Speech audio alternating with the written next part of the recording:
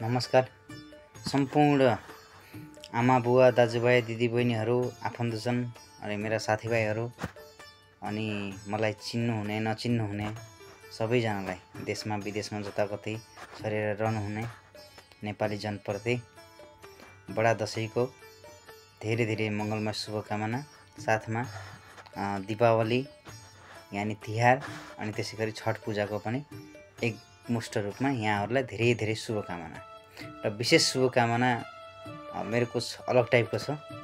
यहाँहरूले ध्यान दिएर सुन्नु होला र सक्नुहुन्छ भने फलो पनि गर्नु होला। यहाँहरूलाई धेरै काम लाग्ने चिजहरू म बताउँदैछु है त। सो नमस्ते फेरि पनि सबैजनामा। अहिले भर्खरै तत्कालै चाहिँ विभिन्न चाडपर्वहरू हाम्रा नेपालका मेन चाडपर्व ठुला ठुला चाडपर्वहरू आइरहेका छन्। दसैँ तिहार पछि लगत्तै तराई भेगहरूमा छठ हैन। अब अहिले त काठमाडौँमा पोखरामा जताकतै मानिन्छ हैन। विभिन्न सहरहरूमा चाहिँ मानिन्छ छठ पर्व। यसै क्रममा चाहिँ अब गाउँघरमा सहर बजारबाट गाउँघरमा फर्किने अनि देश विदेशबाट पनि आफ्नो गाउँघरमा फर्किने हैन। विभिन्न किसिमका अब आफन्तहरूसँग पनि भेटघाट गर्ने, साथीभाइसँग भेटघाट गर्ने, रमाइलो गर्ने, कार्यक्रम गर्ने। अब यो नवरात्रि चलिरहेको छ, नवरात्रि सेलिब्रेसन, फुलपाती सेलिब्रेसन अनि बडा दशैंको टीका ग्रहण गर्ने हैन। त्यस्तो चाहिँ गरेर हाम्रो नेपाली उसमा चाहिँ रीति छ। साथसाथमा खाद्यान्न चाहिँ अत्याधिक प्रचुर मात्रामा यति बेला चाहिँ शाकाहारी मांसाहारी सबैजनाले चाहिँ त्यत्तिकै खाना खाने चाहिँ चलन छ। विभिन्न किसिमका भेराइटीहरू हैन। सो खाना खाँदाखेरि चाहिँ विशेष यहाँहरूले ध्यान दिनु होला भन्न चाहन्छु। मैले पिछले गएको 1 महिना पहिला पनि तीज आउँदाखेरि हरितालिका तीजमा पनि यहाँहरूलाई खानपिन सम्बन्धी एउटा सानो मैले भिडियो बनाएर चाहिँ सेयर गरेको थिएँ। धेरैजनाले फलो गर्नुभएको रहेछ, मलाई इनबक्स गर्नुभएको थियो हैन। सो भनेको यति बेला भनेको शाकाहारी मान्छेहरूले पनि त्यत्तिकै खानपिनमा ध्यान राख्नु पर्यो र मांसाहार मान्छेहरूले पनि खानपिनमा त्यत्तिकै ध्यान राख्नु पर्यो। खानालाई खाने हैन, लामो समयपछि आफ्नो पारिवारिक भेटघाट हुन्छ, साथीभाइसँग भेटघाट हुन्छ, घुमफिर हुन्छ, मनोरञ्जन हुन्छ, त्यो पनि गर्नु पर्यो। प्लस आफ्नो स्वास्थ्यलाई पनि ध्यान दिइकन हैन कति चाहिँ खाँदा ठिक हुन्छ, कतिसम्म लिमिट रहँदा ठिक हुन्छ भन्ने कुरा त्यो विशेष ध्यान राख्नु पर्यो। यहाँहरूलाई त्यो मेरो एउटा चाहिँ विशेष सुझाव छ हैन। त्यो चाहिँ फलो गर्नु होला यहाँहरूले। अनि अल्कोहल पनि अब चाडपर्वमा हैन विभिन्न ठाउँहरूमा साथीभाइहरूको माहौलमा चाहिँ अल्कोहल पनि जान्छ। अल्कोहल पनि अब नलिनेले त लिनु हुँदैन, अब राम्रै भयो। लिनेहरूले चाहिँ त्यसलाई पनि कन्ट्रोल गर्नु पर्यो, किनकि विभिन्न किसिमका जघन्य अपराधहरू हुन्छन्, आफैलाई पनि हार्मफुल हुन्छ। विभिन्न किसिमका दुर्घटनाहरू घट्न सक्छन् त्यो चिजले हैन। सेलिब्रेसन गर्ने मजाले लिमिटमा रहेर त्यो चाहिँ गर्नु होला हैन। किनकि मांसाहार पनि प्रचुर मात्रामा खाँदाखेरि चाहिँ गरेर आफूलाई नोक्सानी गर्छ र अल्कोहल पनि अब त्यो आफ्नो कन्ट्रोलभन्दा बाहिर लिँदाखेरि चाहिँ त्यसले पनि एकदम नोक्सानी गर्छ। यहाँहरूले बुझिसक्नुभयो मैले भन्न खोजेको कुरा है त।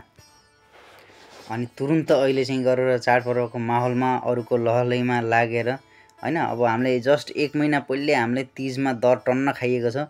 फेरि अब बिचबिचमा हामीले आजकल त नेपालीको खानपान एकदम हाई लेभलको खानपान छ हैन। डेली माछा मासुहरू खाने हैन। अब फ्राई गरेका तेलहरूमा यताउति मसालेदार खानाहरू त्यस्तो टाइपको खानाहरू अहिले जताकति छ क्या। बजारका जङ्क फुडहरू पनि त्यत्तिकै मान्छेले खानु हुँदैन भन्दा भन्दै पनि खाइरहेको हुन्छ हामी। बजार गएर चाउमिनहरू, चाट फुल्केहरू, मोमोजहरू आदि इत्यादि, ब्रेड पकौडा, समोसा, छोला कुल्चा के हुन्छ बजारमा जे भन्छन् त्यो सबै हामी खाइरहेको हुन्छौँ। हाम्रो बडी त्यत्तिकै अलरेडी चाहिँ भरिरहेको हुन्छ। यो चाडपर्व आउँदाखेरि चाहिँ और एक्स्ट्रा एक्सिस रूपमा चाहिँ भरिरहेको हुन्छ। त्यसलाई चाहिँ विशेष ध्यान दिनुपर्छ। यानी टन्न फेरि सेलिब्रेसन पनि गर्यो अनि मजाले चाहिँ गरेर अर्को दिन गएर हस्पिटलमा भर्ती भयो। हस्पिटलमा भर्ती भएर आनन्द फेरि मजाले टन्न बिल फुक्यो।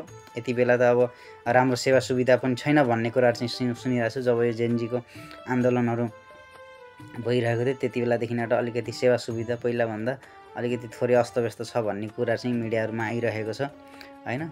सो पर्याप्त मात्रामा सुविधा नहुन सक्छ, त्यसलाई पनि मध्यनजर गरेर सकेसम्म आफूले आफ्नो हेल्थको केयर गर्यो र खानपिनलाई चाहिँ टेक केयर गर्यो र डेली एक्सर्साइज यहाँहरूले गर्नुभयो भनेदेखिलाई चाहिँ त्यतिका चाहिँ जोखिमहरू नआउन सक्ला भन्ने चाहिँ मेरो एउटा मान्यता छ है त।